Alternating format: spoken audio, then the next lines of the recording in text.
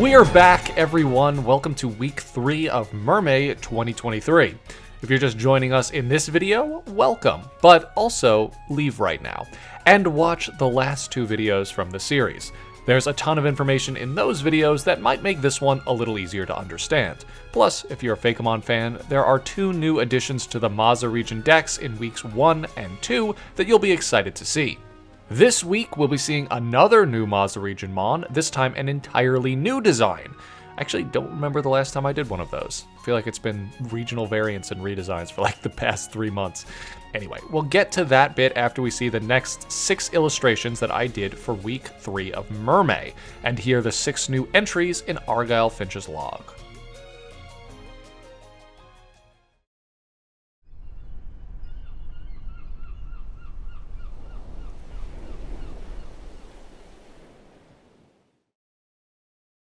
I can't assume that anyone reading this journal has had the same encounters that I have, nor should I guess that they haven't.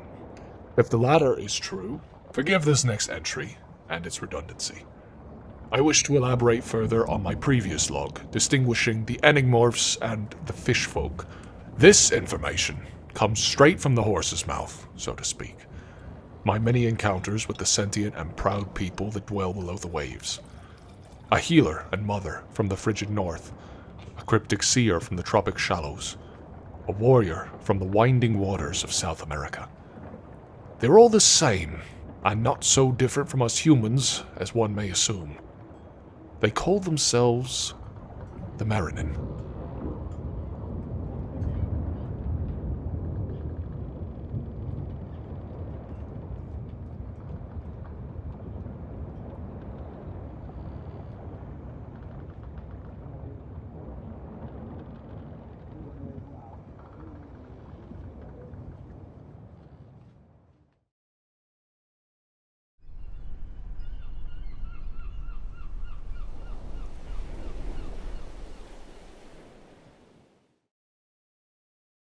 We've familiarized ourselves with our allies, but now we must learn our foes. The Crown of Thorns, from which all aforementioned evil originates, is the chief adversary of both humanity and the Marinin, though not all of humanity is aware of her threat. Being an incomprehensible entity without form or mass, she delegates her will to mortal pawns. But to call them pawns does them no justice. Her chief disciples are more powerful than any force I have ever reckoned with, striking fear into the hearts of even the most stalwart Marinin. Take, for example, Nelaranth of Endless Colors. Perhaps it was once human, perhaps a Marinin, or perhaps what we now know as the Bane of Blue Waters is some horrific amalgam of several different mortal hosts. Whatever it was, Nelaranth is now a harbinger of the crown, breaking the minds of the weak until they too are slaves to her will. If you fancy yourself a hunter of enigmorphs, heed my warning. Steer clear of this target. No sense killing what can't be killed.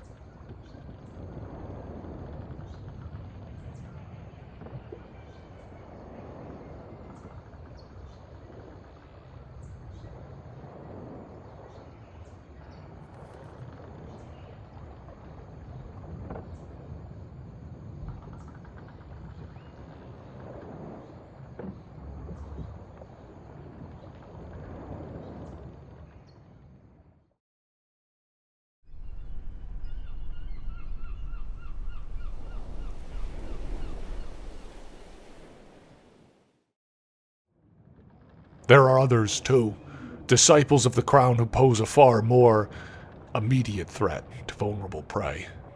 Though it is not her way to dispose of threats to her authority in such trivial ways, occasionally she will send forth the color.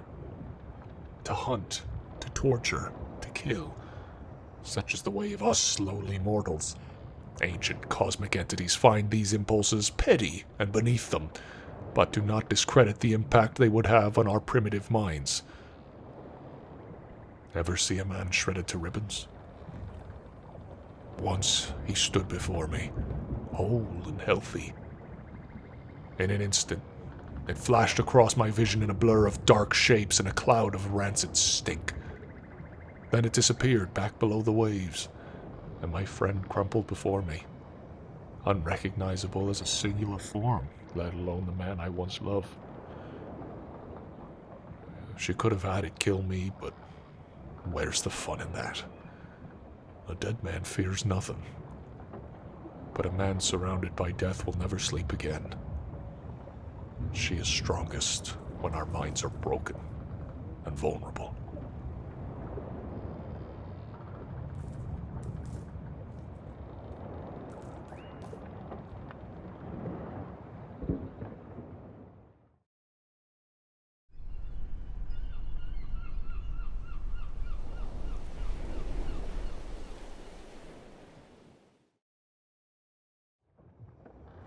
In a desperate attempt to make sense of a senseless world, your average human may resort to their most primitive instincts. We are, as a species, notably underdeveloped.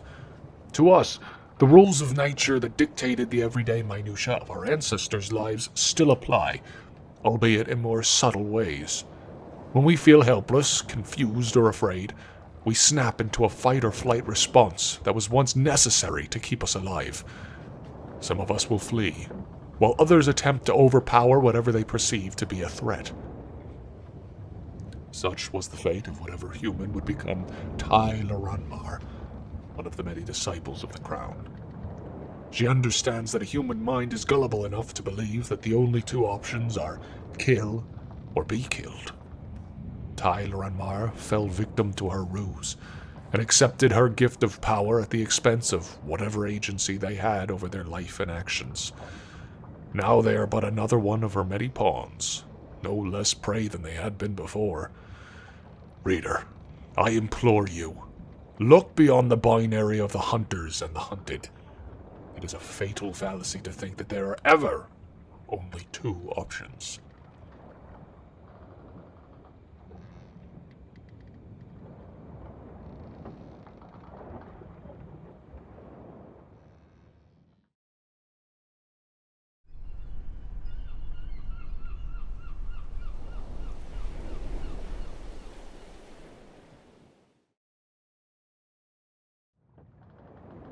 I feel as I should clarify, for I myself was confused by this at first, the true nature of the Marinen. They are not all so benevolent and wise as the few I've mentioned in my logs. In truth, they are far more like humans than one may ever assume. For every good Marinen, there are a dozen who would sooner drown you and wear your bones as jewelry than they would so much as attempt to communicate with any human being. I've never been able to decipher why, but there's a rift in their population. Well, I suppose it's only human, isn't it? We all can't agree on one thing, can we? Our shared species does not mean we share intentions or desires, and it would seem the same goes for the Marinen. It would explain how so many of the Crown's followers are so powerful. A crab, or even a human corrupted by her will, can be frightening enough. Imagine a sadistic shark woman sent to wreak havoc on both her kin and us poor fools that call the surface world our home.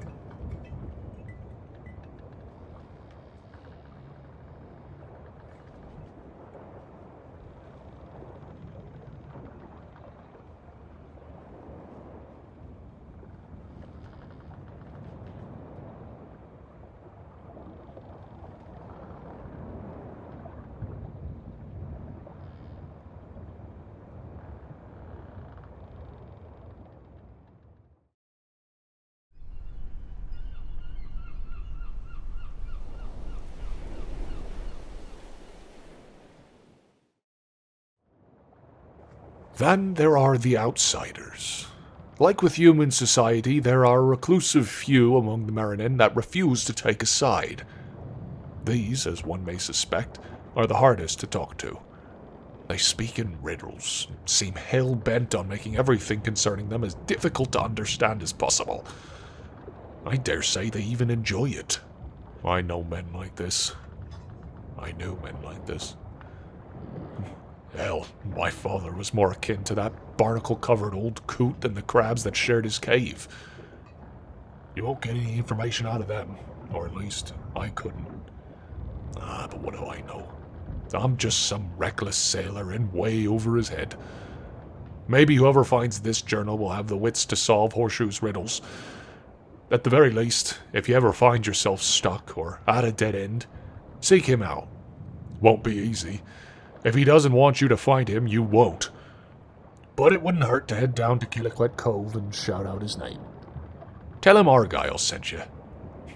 That'll give him a laugh for sure.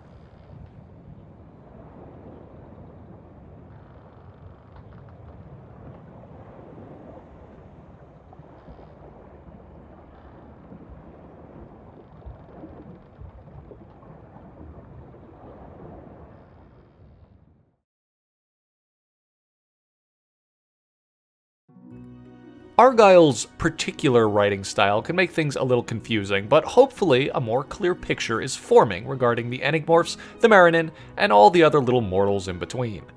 This world will continue to grow throughout this month and beyond, so stay tuned. Now, though, we're going to take a look at Day 19's prompt, ALGAE, and the Fakemon design I did for that day. Now, full disclosure, the concept for this Pokemon's design was not my idea. It was actually thought up of by a few members of the Project Untamed development team, one of many on a list of ideas for new mons they'd like to see added to the Mazda region eventually. I liked the idea so much because I had been thinking that I wanted to make something Stingray-like for the Mazda region, but I didn't really have a good secondary concept. The idea of a sentient algae bloom was exactly what I needed to elevate that initial concept. Now, the artist who sent me the idea had some sketches that they had done for what they ended up calling Phi Tide, and I liked a lot about it, including the name. This first stage would draw visual inspiration from the actual microscopic algae, both in shape and size. Their sketch was pretty adorable, and I liked it a lot, especially the little flagellum that stuck out at the bottom. What I wanted to do was take that idea and incorporate a tiny more ray imagery into it. This proved more challenging than I had initially thought. I wanted to capture the three-dimensionality of a semi-translucent character that was filled with a fluid and easy enough to see through.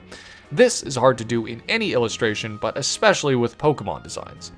Fortunately, the Pokemon evolutionary line of Reuniclus provided some helpful references that allowed me to solve this sticky situation. One of the easiest ways to convey transparency is to have a solid object that passes through the transparent or translucent mass so that a viewer can tell which part of it is behind the surface and which part of it is catching the light normally. The flagellum was the easiest solution to this problem, and it also helped in making the silhouette more ray-like. I want to extend a big thank you to Discord users Mary, Owoodfin, Spork, and Acid9000 for this idea and initial concept art, and I hope you're happy with how the final design came out. Phi Tide, the algae Pokemon. A single Phi Tide is far from dangerous. One of the smallest Pokemon known to science, and despite not being grass types, they photosynthesize to create energy. A byproduct of this process, however, is the excretion of subtle toxins that seep into the water where they live. If the population of Phi Tide becomes too dense, the Pokemon can cause irreversible damage to the marine ecosystem.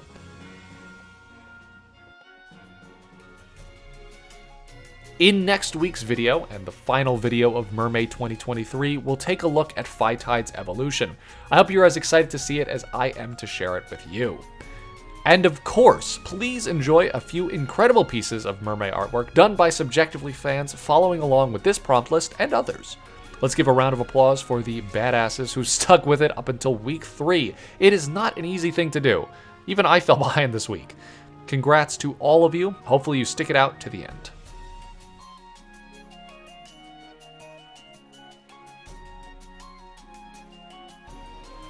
Thanks for watching, everyone. I hope you all enjoyed the video, and we'll see you all in the next one.